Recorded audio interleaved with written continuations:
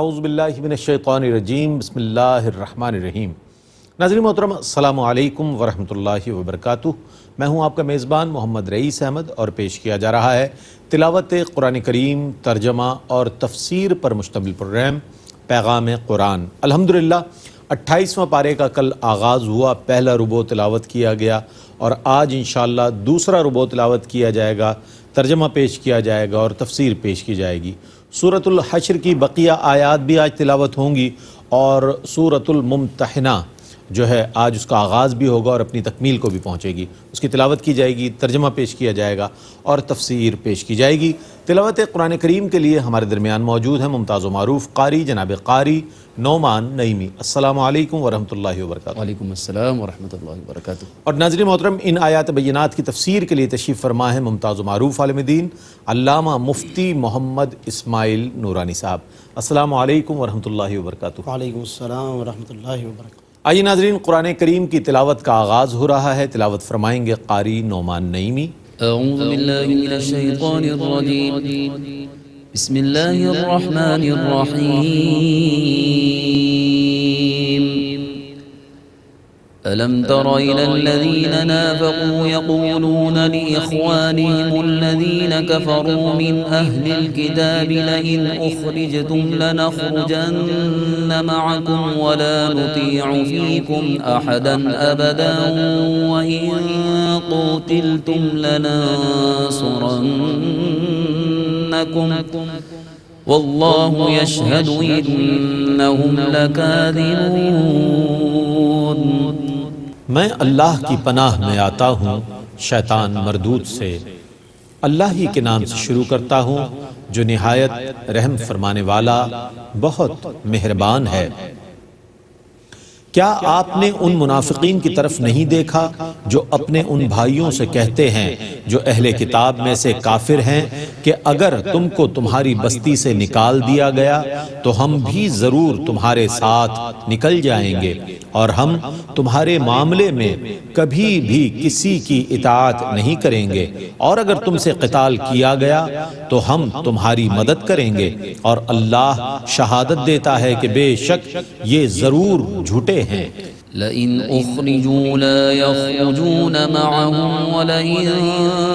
قوتلوا لا ينصرونهم ولئن نصروهم ليولن الأدبار ثم لا ينصرون۔ اگر ان کو نکالا گیا تو یہ ان کے ساتھ نہیں نکلیں گے، اور اگر ان سے قتال کیا گیا تو یہ ان کی مدد نہیں کریں گے، اور اگر انہوں نے ان کی مدد کی تو یہ ضرور پیٹھ پھیر کر بھاگیں گے، پھر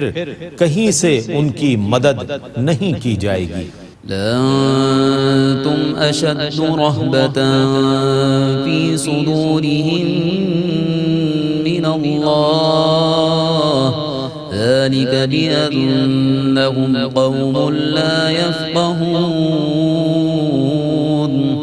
اے مسلمانوں، ان کے دلوں میں ضرور اللہ سے زیادہ تمہارا خوف ہے، اس کی وجہ یہ ہے کہ یہ لوگ نہیں سمجھتے۔ لا يقاتلونكم جميعا إلا في قرى محصنة أو من وراء جدر بأسهم بينهم شديد تحسبهم جميعا وقلوبهم شتى ذلك بأنهم قوم لا يعقلون۔ وہ سب مل کر بھی تم سے قلعہ بند بستیوں کے سوا نہیں لڑ سکیں گے یا دیواروں کی آڑ سے، ان کی لڑائی آپس میں بہت سخت ہے۔ اے مخاطب، تم ان کو متفق سمجھتے ہو حالانکہ ان کے دل مختلف ہیں، کیونکہ یہ لوگ عقل سے کام نہیں لیتے۔ كمثل الذين من قبلهم قريبا ذاقوا وبال أمرهم ولهم عذاب أليم۔ ان کی مثال ان لوگوں کی طرح ہے جو ماضی قریب میں اپنے کرتوتوں کا مزہ چکھ چکے ہیں اور ان کے لیے دردناک عذاب ہے۔ كمثل الشيطان إذ قال للإنسان اكفر فلما كفر قال إني بريء منك إني أخاف الله رب العالمين۔ ان کی مثال شیطان کی طرح ہے جس نے انسان سے کہا کفر کر، پھر جب اس نے کفر کر لیا تو شیطان نے کہا میں تجھ سے بیزار ہوں، میں اللہ رب العالمین سے ڈرتا ہوں۔ فكان عاقبتهما أنهما في النار خالدين فيها وذلك جزاء الظالمين۔ سو ان دونوں کا انجام ہمیشہ دوزخ میں رہنا ہے اور ظالموں کی یہی سزا ہے۔ يا أيها الذين آمنوا اتقوا الله ولتنظر نفس ما قدمت لغد واتقوا الله إن الله خبير بما تعملون۔ اے ایمان والو، اللہ سے ڈرتے رہو اور ہر شخص غور کرتا رہے کہ اس نے کل قیامت کے لیے کیا بھیجا ہے، اور اللہ سے ڈرتے رہو، بے شک اللہ تمہارے کاموں کی خبر رکھنے والا ہے۔ ولا تكونوا كالذين نسوا الله فأنساهم أنفسهم أولئك هم الفاسقون۔ اور ان لوگوں کی طرح نہ ہو جانا جنہوں نے اللہ کو بھلا دیا تو اللہ نے بھی انہیں اپنی جانوں سے بھلا دیا، یہی لوگ فاسق ہیں۔ لا يستوي أصحاب النار وأصحاب الجنة أصحاب الجنة هم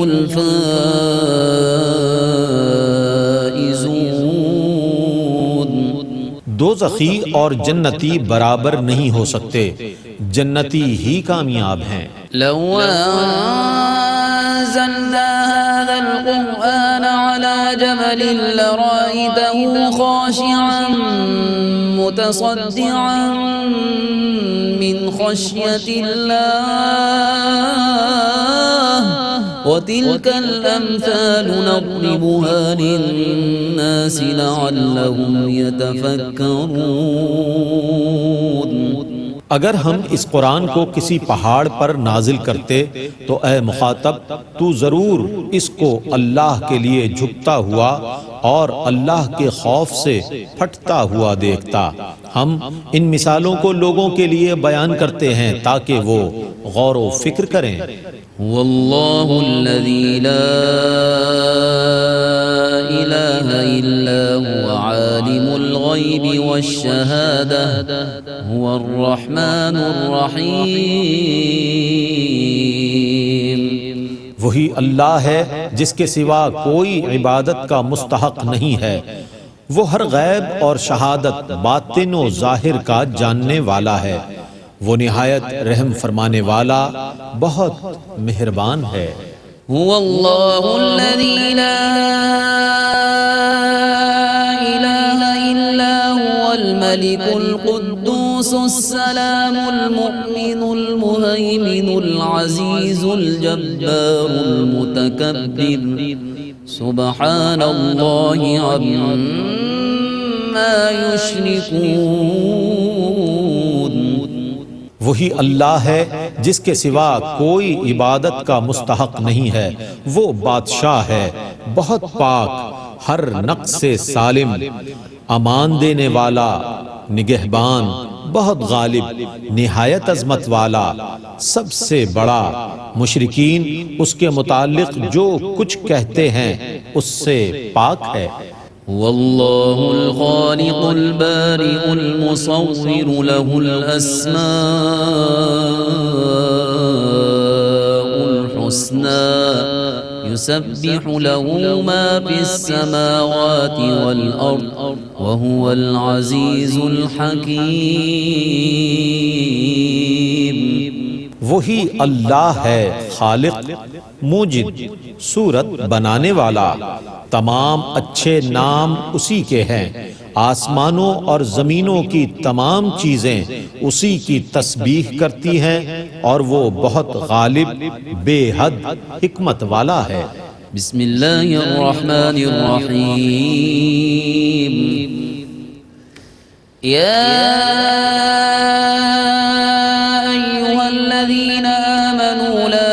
اتخذوا عدوي وعدوكم أولياء تلقون إليهم بالمودة وقد كفروا بما جاءكم من الحق يخرجون الرسول وإياكم أن تؤمنوا بالله ربكم إن كنتم خرجتم جهادا في سبيلي وابتغاء مرضاتي تسرون إليهم بالمودة وأنا أعلم بما أخفيتم وما أعلنتم ومن يفعله منكم فقد ضل سواء السبيل۔ اللہ ہی کے نام سے شروع کرتا ہوں جو نہایت رحم فرمانے والا، بہت مہربان ہے۔ اے ایمان والو، میرے دشمنوں کو اور اپنے دشمنوں کو دوست نہ بناؤ۔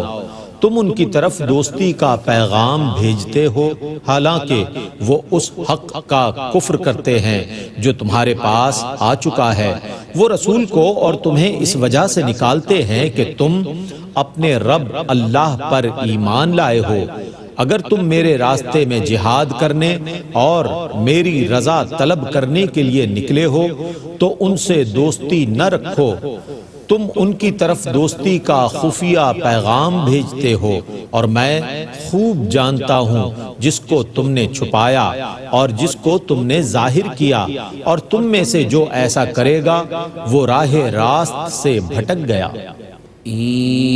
يثقفوكم يكونوا لكم أعداء ويبسطوا إليكم أيديهم وألسنتهم بالسوء وودوا لو تكفرون۔ اگر وہ تم پر قابو پالیں تو وہ تمہارے کھلے دشمن ہوں گے اور وہ برائی کے ساتھ تمہارے خلاف دست درازی اور زبان درازی کریں گے، اور وہ یہ تمنا کریں گے کہ کاش تم کافر ہو جاؤ۔ لن تنفعكم أرحامكم ولا أولادكم يوم القيامة يفصل بينكم والله بما تعملون بصير۔ تمہاری رشتہ داریاں اور تمہاری اولاد قیامت کے دن ہرگز تمہیں نفع نہیں دیں گی۔ اللہ تمہارے درمیان جدائی کر دے گا اور اللہ تمہارے تمام کاموں کو خوب دیکھنے والا ہے۔ قد كانت لكم أسوة حسنة في إبراهيم والذين معه إذ قالوا لقومهم إنا براء منكم ومما تعبدون من دون الله كفرنا بكم وبدا بيننا وبينكم العداوة والبغضاء أبدا حتى تؤمنوا بالله وحده أبدا حتى تؤمنوا بالله وحده إلا قول إبراهيم لأبيه لأستغفرن لك وما أملك لك من الله من شيء ربنا عليك توكلنا وإليك أنبنا وإليك المصير. تمہارے لیے ابراہیم اور ان کے اصحاب میں بہترین نمونہ ہے جب انہوں نے اپنی قوم سے کہا ہم تم سے بیزار ہیں اور ان سے جن کی تم اللہ کو چھوڑ کر عبادت کرتے ہو. ہم نے تم سب کا انکار کیا اور ہمارے اور تمہارے درمیان ہمیشہ کے لیے دشمنی اور بغض ظاہر ہو گیا حتیٰ کہ تم اللہ واحد پر ایمان لے آؤ. مگر ابراہیم کا اپنے عرفی باپ سے یہ کہنا میں تمہارے لیے ضرور مغفرت طلب کروں گا اور میں اللہ کے مقابلے میں تمہارے لیے کسی چیز کا مالک نہیں ہوں. اے ہمارے رب ہم نے تجھ پر ہی توکل کیا اور تیری ہی طرف رجوع کیا اور تیری ہی طرف لوٹنا ہے. ربنا لا تجعلنا فتنة للذين كفروا واغفر لنا ربنا إنك أنت العزيز الحكيم. اے ہمارے رب ہمیں کافروں کے لیے آزمائش نہ بنا اور اے ہمارے رب ہماری مغفرت فرما بے شک تو ہی بہت غالب بے حد حکمت والا ہے. لقد كان لكم فيهم أسوة حسنة لمن كان يرجو الله واليوم الآخر ومن يتول فإن الله هو الغني الحميد. بے شک تمہارے لیے ان میں اچھا نمونہ ہے خصوصاً ان کے لیے جو اللہ سے ملاقات کی امید رکھتے ہوں اور روز آخرت سے اور جس نے ان کافروں کو دوست بنایا تو بے شک اللہ ہی بے نیاز اور لائق حمد ہے. عسى الله أن يجعل بينكم وبين الذين عاديتم منهم مودة والله قدير والله غفور رحيم. ان قریب اللہ تمہارے درمیان اور تمہارے دشمنوں کے درمیان محبت پیدا فرما دے گا اور اللہ بہت قادر ہے اور اللہ بہت بخشنے والا بے حد رحم فرمانے والا ہے. لا ينهاكم الله عن الذين لم يقاتلوكم في الدين ولم يخرجوكم من دياركم أن تبروهم وتقسطوا إليهم إن الله يحب المقسطين. اللہ تم کو ان کے ساتھ نیکی کرنے اور تھوڑا تھوڑا دینے سے نہیں روکتا جنہوں نے تم سے دین میں جنگ نہیں کی اور تم کو تمہارے گھروں سے نہیں نکالا. بے شک اللہ تھوڑا تھوڑا دینے والوں کو بھی پسند فرماتا ہے. إنما ينهاكم الله عن الذين قاتلوكم في الدين وأخرجوكم من دياركم وظاهروا على إخراجكم أن تولوهم ومن يتولوهم فأولئك هم الظالمون. اللہ تمہیں انہی لوگوں کے ساتھ دوستی رکھنے سے منع فرماتا ہے جنہوں نے تم سے دین میں جنگ کی اور تم کو تمہارے گھروں سے نکالا اور تمہارے نکالنے میں مدد کی اور جو ان سے دوستی کریں گے تو وہی لوگ ظالم ہیں. يا أيها الذين آمنوا إذا جاءكم المؤمنات مهاجرات فامتحنوهن الله أعلم بإيمانهن فإن علمتموهن مؤمنات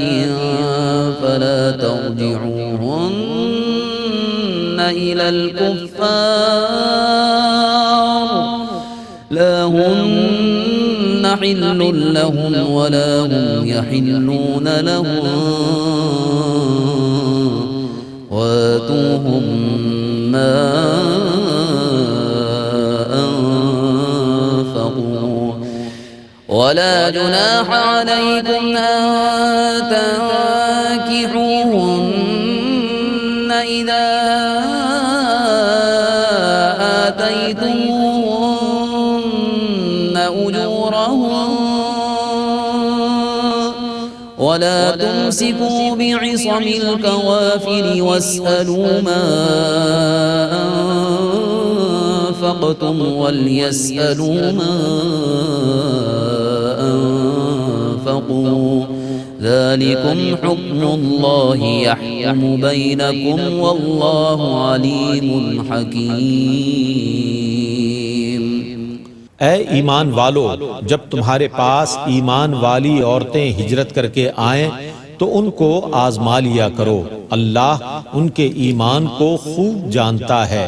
پھر اگر تم کو ان کے ایمان کا یقین ہو جائے تو پھر ان کو کفار کی طرف مت لوٹاؤ، نہ وہ مومنات کفار کے لیے حلال ہیں اور نہ وہ کفار ان مومنات کے لیے حلال ہیں. اور تم کافروں کو وہ مال دے دو جو انہوں نے ان مومنات پر خرچ کیا ہے، اور ان مومنات سے نکاح کرنے میں تم پر کوئی حرج نہیں ہے جبکہ تم ان کے مہر ادا کر دو. اور اے مسلمانوں، تم بھی کافر عورتوں کو اپنے نکاح میں نہ روکے رکھو، اور جو تم نے ان کے مہر میں خرچ کیا ہے وہ کافروں سے طلب کر لو، اور کافروں نے جو خرچ کیا ہے وہ تم سے طلب کر لیں. یہ اللہ کا وہ حکم ہے جس کا وہ تمہارے درمیان فیصلہ فرماتا ہے، اور اللہ بہت علم والا، حکمت والا ہے. وَإِن فَاتَكُمْ شَيْءٌ مِّنْ أَزْوَاجِكُمْ إِلَى الْكُفَّارِ فَعَاقَبْتُمْ فَآتُوا الَّذِينَ ذَهَبَتْ أَزْوَاجُهُم مِّثْلَ مَا أَنفَقُوا وَاتَّقُوا اللَّهَ الَّذِي أَنتُم بِهِ مُؤْمِنُونَ. اور اگر تمہاری بیویوں میں سے کوئی بیوی چھوٹ کر کافروں کی طرف چلی جائے پھر تم کفار سے مال غنیمت حاصل کر لو تو مال غنیمت میں سے ان مسلمانوں کو اتنا مال دے دو جتنا انہوں نے ان بیویوں پر خرچ کیا تھا جو کافروں کی طرف چلی گئی ہیں، اور اللہ سے ڈرتے رہو جس پر تم ایمان لا چکے ہو. يا أيها النبي إذا جاءك المؤمنات يبايعنك على ألا يشركن بالله شيئا ولا يسرقن ولا يزنين ولا يقتلن أولادهن ولا يأتين ببهتان يفترينه بين أيديهن وأرجلهن ولا يعصينك في معروف فبايعهن واستغفر لهن الله إن الله غفور رحيم. اے نبی مکرم، جب آپ کے پاس ایمان والی عورتیں حاضر ہوں تو وہ آپ سے اس پر بیعت کریں کہ وہ اللہ کے ساتھ کسی کو شریک نہیں کریں گی اور نہ چوری کریں گی اور نہ زنا کریں گی، اور نہ اپنی اولاد کو قتل کریں گی اور نہ اپنے ہاتھوں اور پیروں کے سامنے کوئی بہتان گھڑیں گی اور نہ دستور کے مطابق کسی کام میں آپ کی نافرمانی کریں گی تو آپ ان کو بیعت کر لیا کریں اور آپ ان کے لیے اللہ سے مغفرت طلب کریں، بے شک اللہ بہت بخشنے والا بے حد رحم فرمانے والا ہے۔ يا أيها الذين آمنوا لا تتولوا قوما غضب الله عليهم قد يئسوا من الآخرة كما يئس الكفار من أصحاب القبور۔ اے ایمان والو، ان لوگوں سے دوستی نہ کرو جن پر اللہ نے غضب فرمایا ہے، بے شک وہ آخرت سے مایوس ہو چکے ہیں جیسا کہ کفار قبر والوں سے مایوس ہو چکے ہیں۔ الحمدللہ تلاوت اور ترجمہ پیش کیا گیا۔ آئیے تفسیر کے لیے ہم چلتے ہیں علامہ مفتی محمد اسماعیل نورانی صاحب کی جانب۔ بسم اللہ۔ بسم اللہ الرحمن الرحیم، الحمدللہ رب العالمین،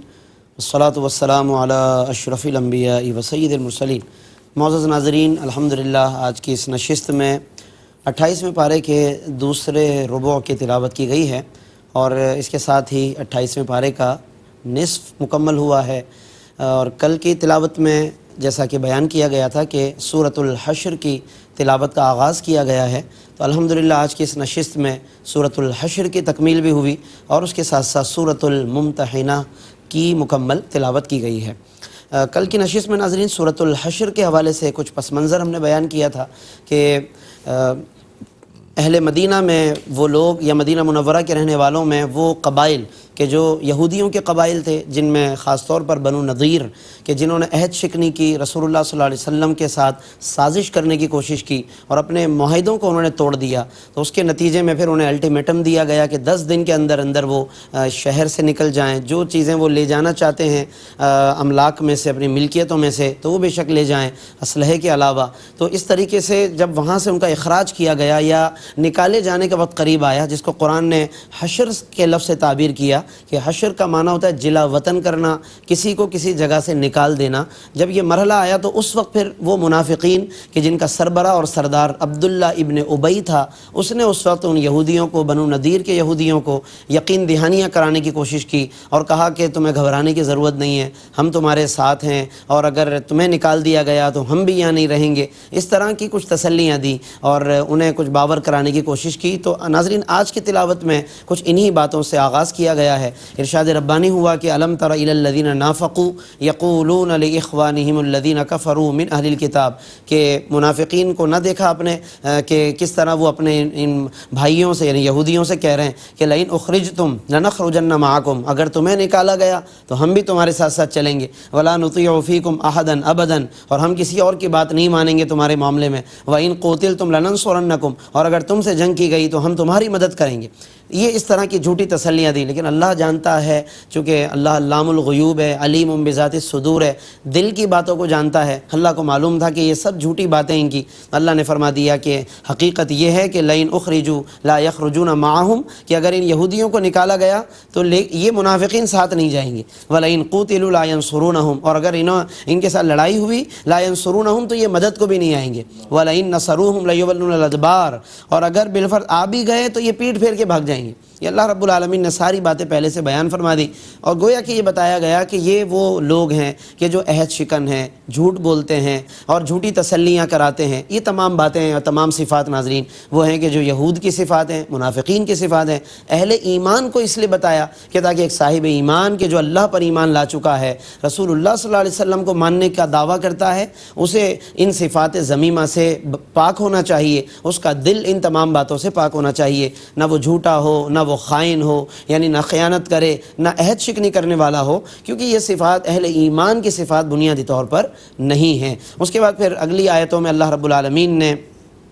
ڈرنے کا، تقوی اختیار کرنے کا حکم فرمایا، آنے والے کل کی تیاری کا حکم فرمایا، وَلْتَنظُرْ نَفْسٌ مَا قَدَّمَتْ لِغَدٍ، ہر شخص کو دیکھنا چاہیے کہ اس نے کل کے لیے کیا تیاری کی ہے۔ ناظرین آج ہم دنیا کے لیے تو بڑی فکر رکھتے ہیں، ہر اگلے آنے والے دن کی فکر رکھتے ہیں، لیکن اگر ہمیں فکر نہیں ہے تو قیامت کے لیے فکر نہیں ہے، اس کی کوئی تیاری کا کوئی راستہ ہم اختیار نہیں کرتے، اور ایسا کوئی راستہ کہ جس سے ہم اپنے آپ کو اللہ کی بارگاہ میں سرخرو کر سکیں، ہم اس کے لیے کوئی تیاری نہیں کرتے۔ لیکن ناظرین، ہمیں اس کے لیے فکر کرنی چاہیے۔ یہاں پر بہت واضح طور پر اس طرف توجہ دلائی گئی ہے، اور ایک روایت میں بھی فرمایا نا کہ جس کا مفہوم یہ کہ انسان جب دنیا سے جاتا ہے تو پیچھے والے تو یہ کہتے رہ جاتے ہیں کہ بھئی یہ دیکھو کہ ما خلفا، کیا کیا چھوڑ کر گیا ہے، وہ اس فکر میں رہتے ہیں، اور آگے فرشتے کیا کہہ رہے ہوتے ہیں، ما قدما، یہ دیکھو کیا لے کر آ رہا ہے۔ اور آج ہمیں یہ فکر تو ہے کہ پیچھے ہم کیا چھوڑ کر جائیں گے اور ورثاء کے لیے کیا بنے گا، لیکن ما قدما کی کوئی فکر نہیں ہے کہ فرشتے کہیں گے کہ دیکھو کیا لے کر آیا ہے۔ اور کل کو اگر یہ سب کچھ اس طرح دیکھا گیا تو ہمیں سوچنا چاہیے کہ ہمارے اعمال میں ایسی چیزیں ہونی چاہیے کہ جو واقعی ذخیرہ ہو سکیں اور کل قیامت کے دن ہم اللہ کی بارگاہ میں سرخرو ہو سکیں۔ پھر اس کے بعد ایک بہت اہم بات، آیت نمبر 19 سورۃ الحشر، فرمایا وَلَا تَكُونُوا كَالَّذِينَ نَسُوا اللَّهَ فَأَنسَاهُمْ أَنفُسَهُمْ، ان لوگوں کی طرح نہ ہو جاؤ کہ جنہوں نے اللہ کو بھلایا، اللہ نے پھر انہیں اپنا آپ بھلا دیا۔ یہاں پر ایک بڑا اہم اصول علماء نے بیان فرمایا کہ خدا فراموشی، یعنی جو اللہ کو بھول جانا ہے، یہ ایسا ایک سنگین معاملہ ہے کہ خدا فراموشی یہ خود فراموشی کا باعث بن جاتی ہے، یعنی پھر اللہ اسے اپنے آپ سے بھی غافل کر دیتا ہے، اپنے وجود سے، اپنے نفع و نقصان سے، چنانچہ بندہ پھر صحیح اور غلط میں صحیح معنی میں تمیز کرنے سے بھی محروم ہو جاتا ہے۔ تو اللہ کو کبھی نہ بھولیے، اللہ کا ذکر، اللہ کو یاد رکھنا اور اللہ سے تعلق، یہ ہماری بنیادی پہچان ہونی چاہیے۔ اور یہی آج کی تلاوت اور آج کی جو سورۃ الحشر ہے، یہ وہ مشہور و معروف سورت ہے کہ جس میں اللہ رب العالمین نے اپنے کئی اسماء مبارکہ بھی بیان فرمائے ہیں۔ هو اللہ الذی لا الہ الا هو عالم الغیب والشہادہ هو الرحمن الرحیم۔ الاسماء الحسنی ہے، یعنی ان کی ہمیں تلاوت کرنی چاہیے تاکہ اللہ کا قرب حاصل ہو۔ ان کی برکت سے اللہ تعالیٰ دعائیں قبول فرماتا ہے۔ الملک، القدوس، السلام، المؤمن، المہیمن، العزیز، الجبار، المتکبر، پھر اگلی آیتوں میں الخالق، الباری، المصور، یہ تمام باتیں، تمام صفات، ان کی ناظرین بہت طویل تشریح ہے۔ ظاہر ہے کہ مختصر سے وقت میں ہم ان اسماء حسنیٰ پر کیا اور کس طرح کوئی تفصیل بیان کر سکتے ہیں، لیکن اتنا ضرور عرض کروں گا کہ ہمیں محبت ہونی چاہیے قرآن سے اور قرآن کی ان آیات مبارکہ سے، تاکہ ہمارے اندر، آج ہم اپنے بچوں کا نام رکھنا چاہتے ہیں تو نہ جانے کیا کتنے جتن کرتے ہیں کہ اس نام کا مطلب بتا دیں، اس نام کی میننگ پتہ چل جائے۔ اللہ کے ناموں کی میننگ کا بھی کوئی شوق ہے ہمارے اندر؟ ہمیں اللہ کے اسماء حسنیٰ کی محبت ہمارے اندر پیدا ہو، ہمارے اندر یہ جذبہ، تو ہمیں مطلب اس حوالے سے ضرور غور کرنا چاہیے کہ ہم اللہ تبارک و تعالیٰ سے محبت رکھیں، اس کے اسماء سے محبت رکھیں۔ اسماء حسنیٰ جو بھی یعنی اچھے نام، ہر نام اس کا اچھا ہے، الاسماء الحسنیٰ ہے سب کے سب، تو ضرور ہمیں ان ناموں کا ورد کرنا چاہیے، اس کی تلاوت کرنی چاہیے تاکہ ہمیں اس کی برکتیں بھی حاصل ہوں، تفسیر بھی ضرور اس کی ہمیں پڑھنی چاہیے۔ اس کے بعد ناظرین سورۃ الممتحنہ کی بھی آج تلاوت کی گئی۔ اس کا اگر ہم پس منظر دیکھیں سورۃ الممتحنہ میں، تو ایک بہت تاریخ اسلام کا بہت اہم ترین واقعہ کہ جب حضور علیہ الصلوۃ والسلام خفیہ طور پر فتح مکہ کے لیے تیاری فرما رہے تھے، لشکر تیار کر رہے تھے، ایسے میں حضرت حاطب بن ابی بلتع رضی اللہ عنہ ایک صحابی ہیں، تو انہی دنوں میں جب فتح مکہ کے لیے تیاریاں ہو رہی تھی، خاموشی سے تاکہ کفار کو نہ پتہ چلے، انہیں نہ بتایا جائے، ایک عورت وہاں سے، ایک باندی بنو ہاشم کے خاندان سے تعلق رکھنے والی، وہ ظلم و ستم سے تنگ آ کر مدینہ منورہ میں آ گئی۔ حضور نے انہیں ان کی مدد کر کے واپس لوٹانا چاہا۔ جب وہ واپس جانے لگی، حضرت حاطب بن ابی بلتع نے ایک خط دے کر کہ کچھ اہل مکہ کو معلومات اس حوالے سے دی۔ حالانکہ ظاہر ہے کہ یہ معلومات دینا ایک راز کو کھولنا ہے، لیکن ان کے ذہن میں صرف یہ تھا کہ میں چھوٹا موٹا احسان کر لوں، کچھ اہل مکہ کو یہ بات بتا دوں تاکہ میرے جو گھر والے وہاں پر ہیں تو فتح مکہ کے موقع پر میرے گھر والوں کی حفاظت ہو جائے۔ باقی ان کے دل میں کوئی ایسی منفی بات نہیں تھی، اور یہی وجہ ہے کہ حضور علیہ الصلوۃ والسلام نے بھی ان کے عذر کو قبول کر لیا۔ جب انہوں نے عذر پیش کیا، حضور نے قبول فرما لیا، لیکن اس کے بعد پھر اللہ نے کچھ آداب بتائے کہ اس طرح نہ کیا کرو، کبھی کوئی راز ایسا افشا نہ کرو، اور جو دشمن ہیں، جو لوگ سامنے والے جو دشمن ہیں، تو انہیں ہرگز ان سے کوئی دوستی کی توقع نہ رکھو، کیونکہ حقیقت بتا دی تلقون الیہم بالمودہ کہ تم ان سے تو اظہار محبت کر رہے ہو، لیکن وقد کفروا بما جاءکم من الحق، لیکن وہ تو حق کا انکار کرنے والے لوگ ہیں۔ اور بھی پھر دیگر کچھ ایسی باتیں بیان فرمائی کہ جن میں تنبیہ فرمائی گئی ہے، آداب سکھائے گئے ہیں کہ راز کی کس طریقے سے حفاظت کرنی چاہیے، اور باقی یہ کہ کفار کی سوچ کیا ہے، وہ اپنے دلوں میں عداوت رکھنے والے ہیں۔ یکونوا لکم اعداء ان یثقفوکم، کہ اگر انہیں کل کو تم پہ قبضہ معاوضہ مل جائے، یکون لکم عادان، وہ تو تمہارے دشمن ہی ہوں گے، وَيَبْسُطُوا إِلَيْكُمْ أَيْدِيَهُمْ، اور بڑھائیں گے تمہاری طرف اپنے ہاتھ، اپنی زبانیں یعنی دراز کریں گے، برائی کریں گے تمہارے ساتھ۔ اس لیے جس کے ساتھ اس طرح کی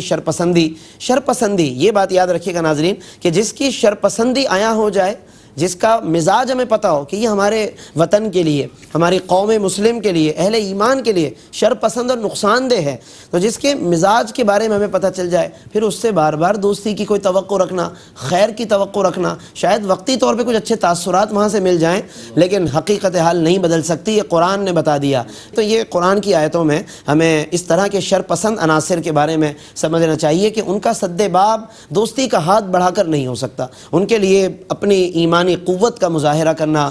وہی یقیناً اس کا حل ہے جو قرآن نے بھی جس کی طرف اشارہ فرما دیا۔ شرپسندی کو روکنے کے لیے یہی، ہاں اگر جن کے اندر شرپسندی نہیں ہے تو ظاہر ہے کہ ان کے ساتھ اس طرح کا کوئی رویہ ہمیں بلا وجہ رکھنے کی ضرورت نہیں، ان کے ساتھ دوستی کا ہاتھ بڑھایا جا سکتا ہے، لیکن دوستی سے یہاں مراد وہ حقیقی محبت قلبی نہیں ہے، بلکہ وہ صرف اس حد تک کہ جس سے اہل اسلام کو ان کے نقصان سے بچایا جا سکے۔ یہ بھی قرآن نے بتا دیا، لا ینہاکم اللہ عن الذین لم یقاتلوکم، کہ جو تمہارے ساتھ قتال کرنے والے نہیں ہیں، شرپسند نہیں ہیں اور تمہیں بلا وجہ اپنے گھروں سے نکالنے والے نہیں ہیں، فرمایا اللہ تمہیں منع نہیں کرتا ان تبروہم، کہ ان کے ساتھ کوئی بھلائی کر لو، وتقسطوا الیہم، اور ان کے ساتھ کوئی انصاف کا برتاؤ کر لو۔ تو اس طرح کا کچھ معاملہ ان کے ساتھ ہو سکتا ہے کہ جو شرپسند نہ ہو، تو ہمیں یہ فرق کو ملحوظ رکھتے ہوئے ہی اقدامات کرنے چاہیے، چاہے حکمران وقت ہوں، حکام بالا ہوں، یا اور کسی بھی قسم کی سطح پر ہم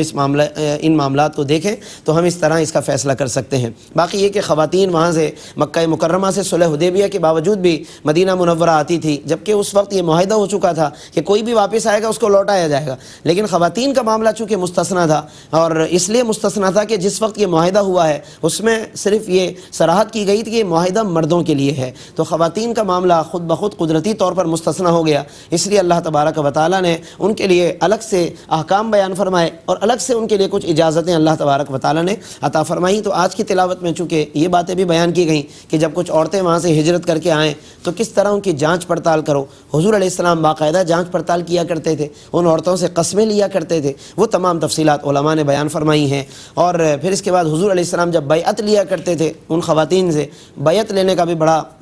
بہترین طریقہ تھا، قرآن نے بتایا کہ اذا جاءک المؤمنات، اے نبی جب آپ کے پاس یہ مومن عورتیں آئیں، یبایعنک، کہ آپ ان سے بیعت کریں، ان کو اپنی بیعت میں شامل کریں، تو کن کن باتوں پر بیعت کریں کہ وہ اللہ کے ساتھ کسی کو شریک نہ ٹھہرائیں، چوری نہ کریں، بدکاری نہ کریں، قتل ولد یعنی اولاد کو قتل نہ کریں، کیونکہ ظاہر ہے وہ جرائم تھے جو اس زمانے میں عام تھے، تو انہی باتوں پر پھر بیعت لی گئی۔ لیکن ایک بڑی اہم بات ہمیں پیش نظر رکھنی چاہیے کہ نبی کریم صلی اللہ علیہ وسلم جب بھی بیعت لیتے تو احادیث میں یہ صراحت موجود ہے، سیدہ ام المومنین عائشہ فرماتی ہیں کہ حضور علیہ السلام نے جب بھی کبھی بیعت لی عورت سے تو آپ صلی اللہ علیہ وسلم نے کبھی اس کے ہاتھ کو ہاتھ نہیں لگایا، حضور علیہ السلام کبھی کسی اجنبی عورت کے ہاتھ کو ہاتھ نہ لگاتے، کبھی نہ چھوتے اسے، اور دور دور سے اپنی چادر مبارک کے ذریعے سے تک اس طرح سے آپ بیعت فرما لیا کرتے تھے۔ آقائے دو جہاں صلی اللہ علیہ وسلم سید المرشدین ہیں، اور جب حضور علیہ السلام کا یہ طرز عمل ہے تو باقی پوری امت کے لیے گویا کہ طرز عمل کو جاری کر دیا گیا کہ اب قیامت تک کوئی بھی اگر بیعت لے تو بیعت کے طریقے کے اندر اگر عورتوں سے وہ بیعت لے رہا ہے اور عورتیں اگر اس کے لیے اجنبی ہیں، محرم نہیں ہیں، تو خواہ پھر وہ کوئی بھی مرشد ہو، وہ کوئی بھی پیر ہو، اسے ان عورتوں کو چھونے یا ان عورتوں کو بے پردہ دیکھنے یا خدا نخواستہ ان کو ہاتھ پر ہاتھ لگانے کی وہ اجازت نہیں ہے۔ سید عالم صلی اللہ علیہ وسلم کا عمل پوری امت کے لیے رہنما ہے، پوری امت کے لیے سنت ہے۔ ناظرین، تو یہ بیعت کے گویا کہ آداب بھی اس میں بتا دیے گئے ہیں۔ ہمارے دور میں جہاں بہت سی بے اعتدالیاں ہیں تو بیعت کے معاملات میں بھی لوگ بہت سی بے اعتدالیاں کر جاتے ہیں۔ مختصراً میں نے آج یہ بات عرض کر دی ہے، لیکن ہمیں مکمل تفصیل کے ساتھ ان مضامین کو پڑھنا چاہیے۔ انشاءاللہ کل کی تلاوت میں پھر نصف ثانی کا آغاز کیا جائے گا۔ اللہ رب العالمین ہمیں ان تمام مضامین کو پڑھنے، ان میں غور کرنے کی توفیق عطا فرمائے۔ آمین وآخر دعوانا الحمدللہ رب العالمین۔ جزاک اللہ مفتی صاحب، بہت خوبصورت انداز میں علامہ مفتی محمد اسماعیل نورانی صاحب تفسیر بیان فرما رہے تھے۔ ناظرین محترم، اس طور پر 28ویں پارے کا دوسرا ربع جو ہے آج تکمیل کو پہنچا۔ اللہ تعالیٰ سے دعا ہے کہ اللہ تعالیٰ RYQ TV کے اس اہتمام کو اپنی بارگاہ میں قبول فرمائے، ہمارے گناہوں کو معاف فرمائے، ہمیں نماز پنجگانہ ادا کرنے کی توفیق عطا فرمائے اور دین کے تمام احکامات کے مطابق زندگی گزارنے کی توفیق عطا فرمائے۔ اس کے ساتھ ہی اپنے میزبان محمد رئیس احمد کو اجازت دیجیے۔ اللہ حافظ۔